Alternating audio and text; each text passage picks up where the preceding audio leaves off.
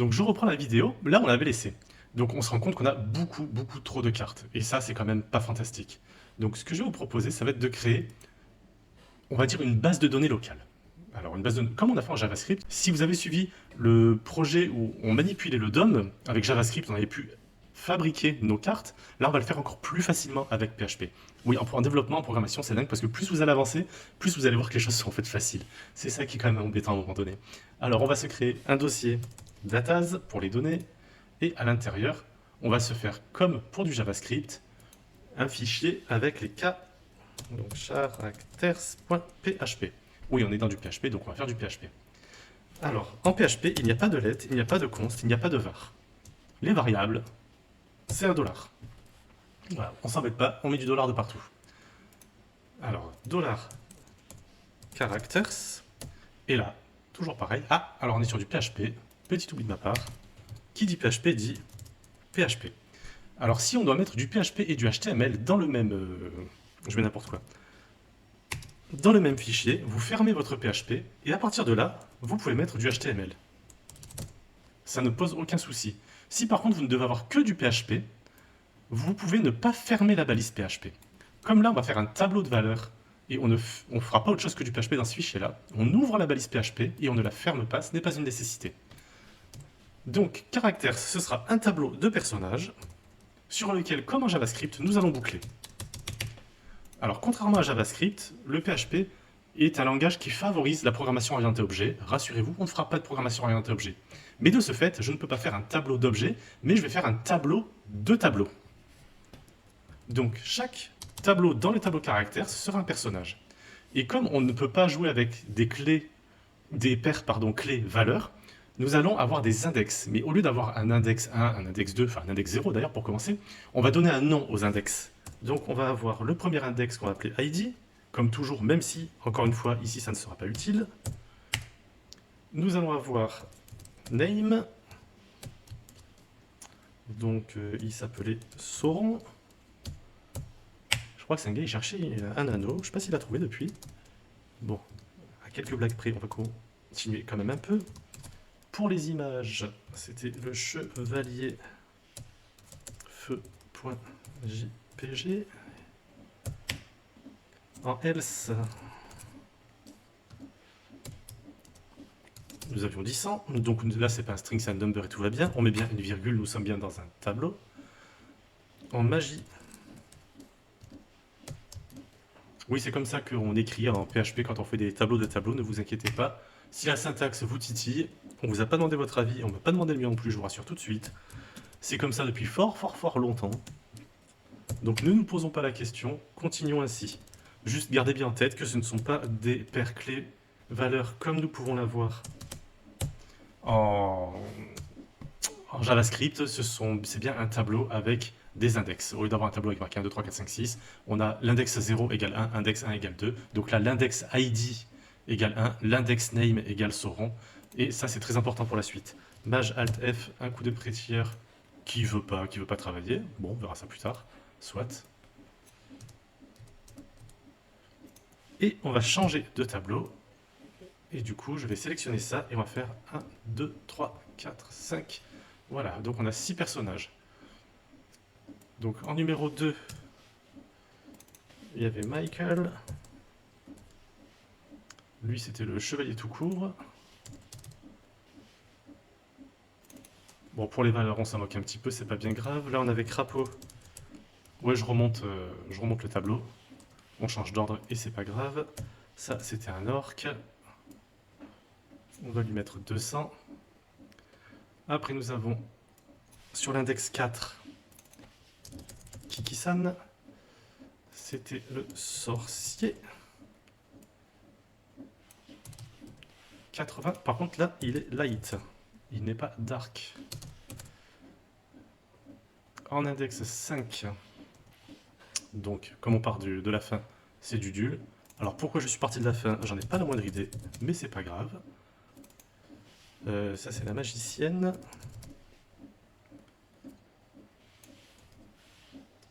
Pareil, elle est en light.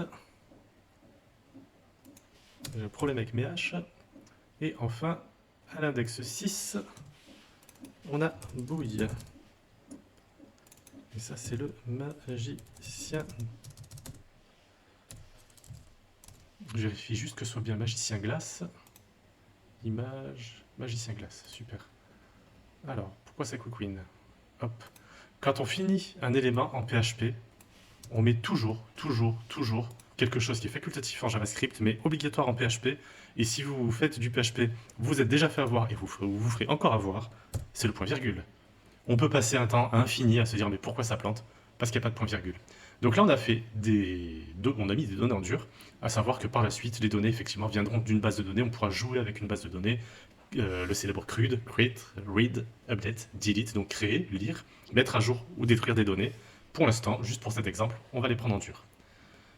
Nous allons sur l'index et on va se virer toutes les cartes sauf une.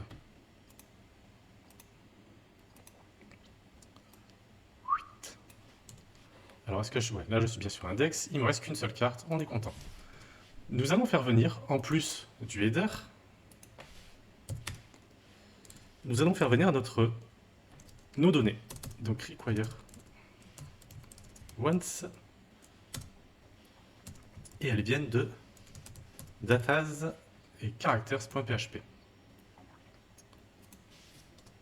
Donc ici, nous avons bien les caractères qui arrivent, les caractères des personnages. On va ouvrir une console PHP, une ligne PHP, dans laquelle on va boucler sur notre tableau de caractères, et pour chaque personnage, inclus dans le tableau des personnages, nous allons lui créer une carte. Donc for each, dans le tableau des caractères, alors ça on dégage, on va juste prendre un caractère. Il me faut bien mon petit signe $. Je mets 2 points. Voilà pour la syntaxe. Hop, ça j'enlève. Voilà pour la syntaxe. J'ai ouvert ma boucle. Et à la fin de ma carte, je pense à fermer ma boucle. Toujours quand on a du PHP mélangé à du HTML, on pense à ouvrir et fermer ses boucles. Avec end for each. On a commencé avec un for each et on finit avec un end for each. Voilà. Pas plus, pas moins. J'ai 6 fois le même. Pourquoi? Parce que j'ai 6 personnages dans mon tableau, mais que là, mes données sont statiques. Nous allons donc les rendre dynamiques. Pour inclure du PHP dans notre page, on va utiliser tout simplement les balises. Alors, il y a 2 manières d'utiliser les balises. Pour écrire quelque chose, soit on fait un PHP echo coucou, un exemple. Hein. Hop, vous voyez, j'écris coucou. Alors, si on veut écrire, mais sans utiliser de logique comme une boucle for each, il y a une autre manière d'écrire. Au lieu de faire un PHP echo, on fait égal coucou. Je referme, et ça va m'écrire une deuxième fois coucou. Donc comme là, nous allons vouloir écrire, nous allons utiliser la deuxième méthode avec le signe égal dans la balise. Ce n'est pas un cours sur du PHP, donc vraiment, si vous continuez, si vous êtes encore avec moi là, c'est que vous avez déjà un petit peu touché à du PHP, hein, on est d'accord. Et donc là-dedans, on va avoir caractère, non pas point, parce que ce n'est pas un objet, mais je vous ai bien parlé d'index image. Et je ferme ma balise PHP. Et j'ai encore oublié mon petit $. Et là, aux joies, toutes les images se sont mises à jour. Alors on va utiliser ceci qu'on va copier. Hop. En Alt, on va mettre le name. Je vais le copier. À la place du nom, eh bien on va réécrire le name. Et là, on voit que tous les noms se mettent à jour. À la place des points de vie, c'était quoi? Else, me semble-t-il. Caractère. Ouais, else. À la place des points ici de magie, mais je crois que j'avais laissé la même chose pour tout le monde. Magie. Et à la place d'attaque, power.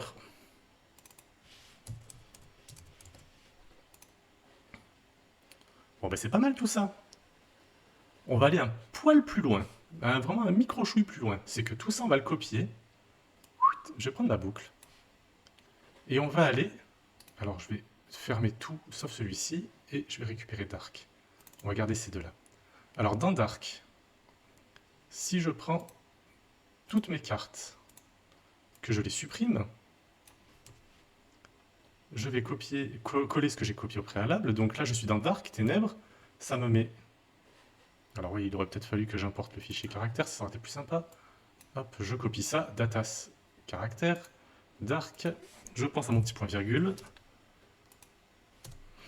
Voilà, donc je suis dans Dark, j'ai importé mon fichier de caractère des personnages, je boucle dessus, sauf que là, je ne veux que les personnages dont le côté est obscur, les ténèbres. Pour rappel et mémoire, on avait mis side, dark ou side light. Donc je vais dire, je suis dans Dark, je réouvre PHP, et là je vais faire un petit if, $caractère est égal 3 fois à Dark. Comme j'ai fermé ma boucle for each, il faut que je pense à venir fermer ma condition if. Et c'est comme ça que je n'ai... Ah mais enfin, caractère. If caractère, c'est pas le caractère qui est dark, c'est le caractère side, évidemment. Alors pourquoi Bouille il est en dark? Bouille. Ah Bouille, il est gentil comme tout, peu cher. Hop, je le remets en light. Et hop, on a une petite mise à jour. Je me récupère tout le fichier dark. Je vais dans le fichier light. Je prends tout, je supprime et je colle ce que j'avais pris dans dark. Sauf que dans ma condition ici, je vais mettre light. Et si je retourne dans lumière, j'ai bien light tous. Ceux dont side égale light et ceux dont side égale dark. Voilà comment très facilement, en utilisant PHP mais sans utiliser les fondements de PHP, à savoir le langage côté serveur qui permet de communiquer avec une base de données et tout ce que vous voulez, je peux aisément, tiens, je te mets en PM, au moins ça change tout le monde d'un coup, je peux aisément factoriser mon code, faire en sorte de ne pas avoir des headers à répéter, de ne pas avoir des navbars à répéter, de ne pas avoir un footer à répéter, et de ne pas avoir des cartes et des cartes et des cartes à répéter, sans pour autant travailler avec des bases de données ou autre. Voilà, j'espère que ces petits tips vous aideront ou vous auront aidé. Pensez bien qu'en PHP, on ne travaille qu'en serveur local. Pensez donc à installer Xampp. N'hésitez pas à aller voir un tuto d'installation. H2Prog, Mathieu Gaston par exemple, avait fait un tuto là-dessus qui était très sympa. Je vous souhaite une bonne journée, compagnon de code, et à la prochaine!